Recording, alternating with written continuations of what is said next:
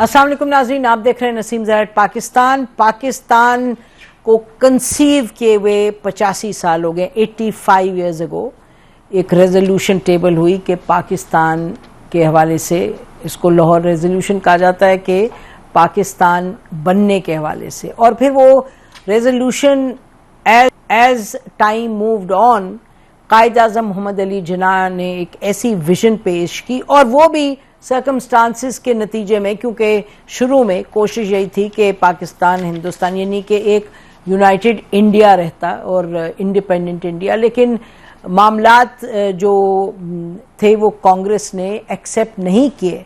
It was a non democratic approach that Congress took. हालांकि एक Lucknow pact हुआ, एग्रीमेंट हुई, and then the Congress backed off. Muslim representation का problem हो गया और फिर कायद आज़म ने तय किया कि ये इंडिपेंडेंट मुल्क ही की जरूरत है। और वो जो उन्होंने तय किया और जो उन्होंने विजन जैसे पेश किया और जैसे उन्होंने अपना किरदार जो उनका था और जिस तरह से उन्होंने नेगोशिएट किया, अल्टीमेटली जो एंड रिजल्ट था नाजरीन वो ये था कि आप और हम अपने घर में अपना बेडरूम बदलते हुए हमें होता है कि क्या मुश्किल है, ये घर बदलना तो बहुत ही बड़ा मसला लगता है। लेकिन ये सोचिएगा कि लाखों लोग थे जो इतने मरूब हुए कायद आज़म की विजन से, और वो हालात थे वहां उसके हवाले से कि वो by road, by land, by sea वो पाकिस्तान अपना सब हिजरत करके वो पाकिस्तान आए। और उस पाकिस्तान के हवाले से ख्वाब क्या रहे होंगे उनके, उस ख्वाब की ताकत थी ना कि ये सब इधर पहुंचे और एक मुल्क बनाया। लेकिन आज जब हम बात करते हैं तो हम ये लफ्ज कहना इस्तेमाल करना चाहते हैं, आप सबकी इजाजत है। एक तो मुबारक हो, हमारे पास एक मुल्क है, लेकिन इस मुबारक के साथ साथ हमें कहना पड़ेगा कि कोर्स करेक्शन की तो सख्त जरूरत है। कोर्स करेक्शन तो बड़ी अहम थीम है। तो कोर्स करेक्शन कहां कहां करें, क्या करें और कैसे करें। तो नाज़रीन, हमने कुछ ऐसे मेहमानों को दावत दी है जो अक्रॉस जनरेशंस, जेंडर्स और एथनिक बैकग्राउंड वो सोचते हैं इन चीजों के बारे में। कुछ इन्वॉल्व हैं, कुछ इन्वॉल्व रहे हैं, कुछ सोचते हैं और कुछ बात करते हैं और इंडिपेंडेंटली सोचते हैं। तो हमारे साथ नाज़रीन मौजूद हैं प्रोग्राम में सेनेटर जान बुलेदी साहब, सीनियर लीडर हैं नेशनल पार्टी के, और मुस्तफ़ा नवाज खोखर साहब हैं, सीनियर पॉलिटिशियन। अब अभी पॉलिटिशियन तो अभी मतलब ही इज इन बिटवीन, अभी पार्टी नहीं है लेकिन पॉलिटिशियन तो अभी भी हैं, एनालिस्ट पॉलिटिशियन इनको कह देते हैं। और मारिया मेमन है, सीनियर एनालिस्ट हैं, अपना प्रोग्राम करती हैं, she needs no introduction, ARY पे हैं and takes a very independent position, thought through position. और हमारे साथ हबीब अकरम साहब हैं जिनके व्लॉग देखना बड़ा लाजमी है अगर आप पाकिस्तान के हालात की पेचीदगियों को समझना चाहते हैं। तो आई thank you very much, I feel very fortunate कि आप सबने एग्री किया आज प्रोग्राम में आने का। तो बुलेदी साहब ने कहा वो हमसे बाद में बात करेंगे। पहले मैं शुरू करूं मारिया आपसे। कोर्स करेक्शन बनती है थी?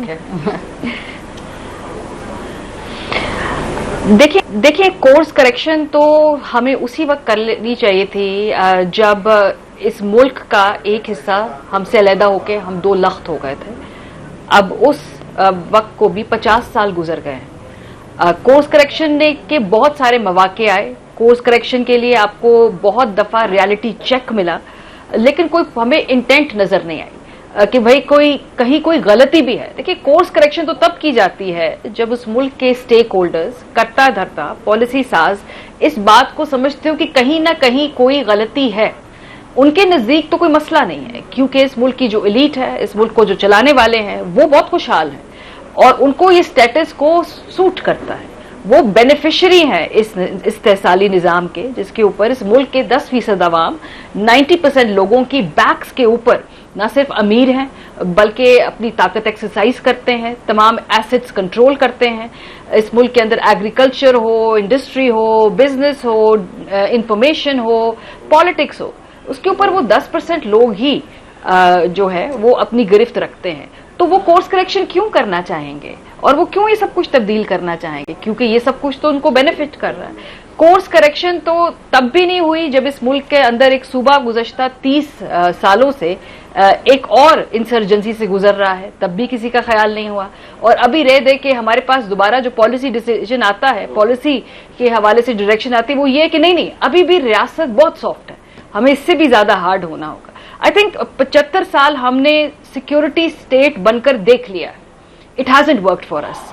سو کہیں نہ کہیں اگر ہم ایک فلاحی ریاست بننے کی کوشش کریں اور ایک نیا فارمولہ آزمائیں تو کچھ تبدیلی آ سکے. جب تک ہم ریڈیکل چینجز نہیں کریں گے مجھے نہیں لگتا کہ کوئی کورس کریکشن ہو پائے گی. جی حبیب، آپ سن رہے ماریہ کہہ رہی ہیں، ماریہ نے تو یہ تفصیل بیان کر دی کہ کیوں کورس کریکشن نہیں کرنا چاہتے کرتا دھرتا لوگ جو ہیں.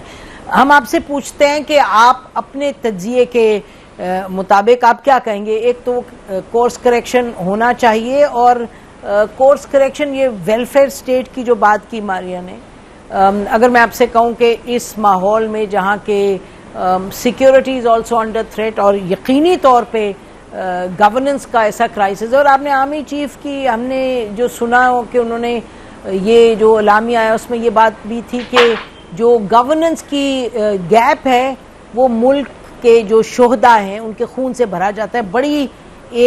بڑی کیا میں کہوں، بڑی پاورفل کہوں، کیا لفظ استعمال کروں. تو یہ سب کو آپ ذہن میں رکھتے ہوئے اور اس کی وجوہات کیا ہیں، وہ دیٹس انادر ایشو. تو آپ کیا کہیں گے اکرم صاحب؟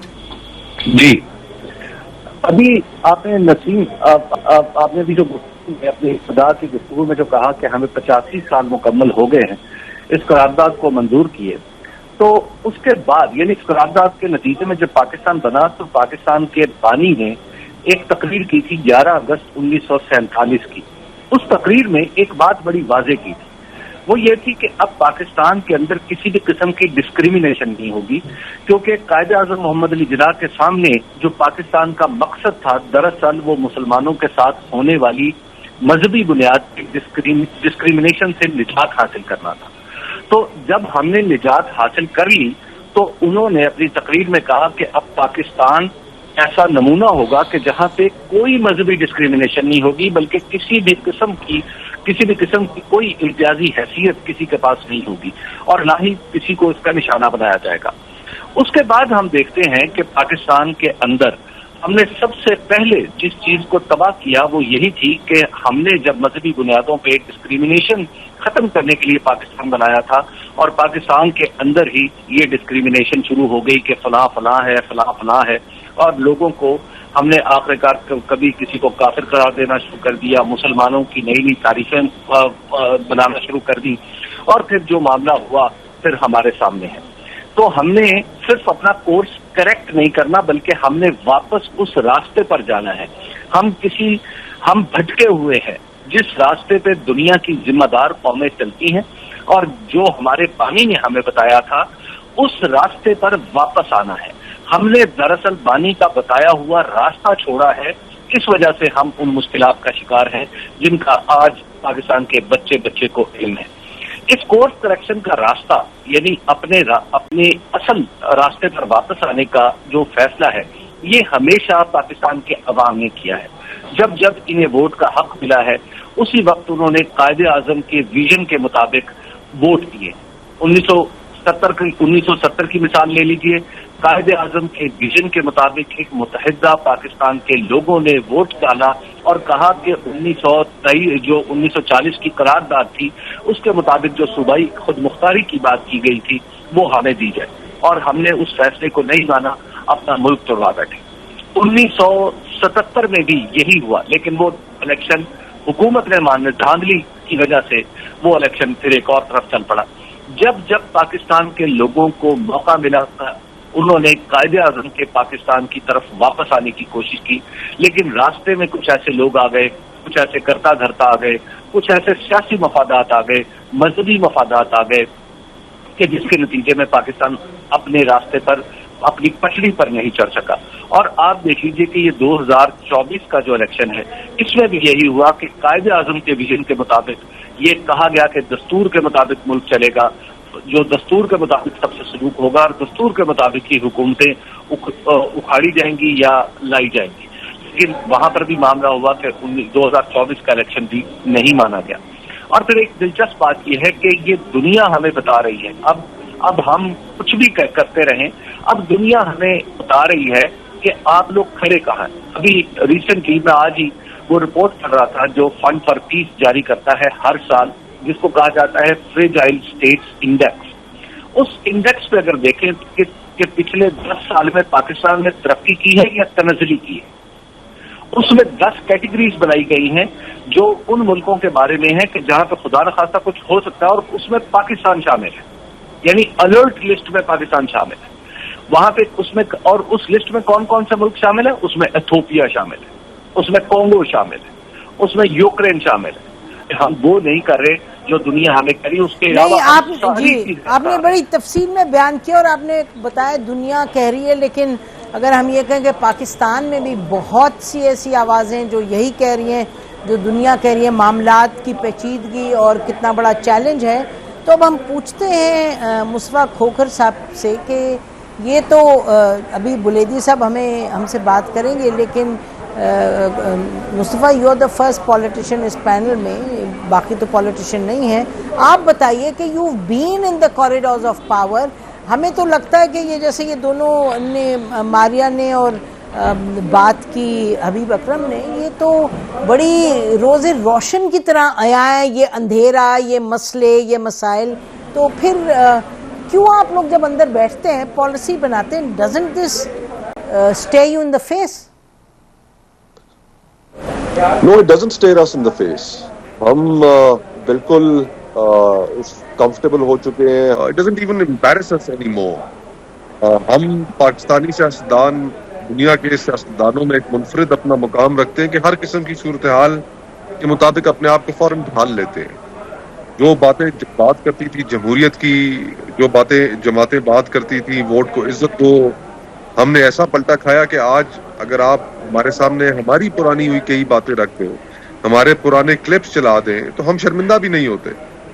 तो हम हमारे बारे में क्या बात करनी. लेकिन अगर इस सारी सूरत हाल को अगर हमने बेहतर भी करना है, आपने कोर्स करेक्शन का लफ्ज इस्तेमाल किया और मारिया ने और हबीब अकरम साहब ने एक अच्छा अपना उसके ऊपर एक होलिस्टिक एनालिसिस दिया.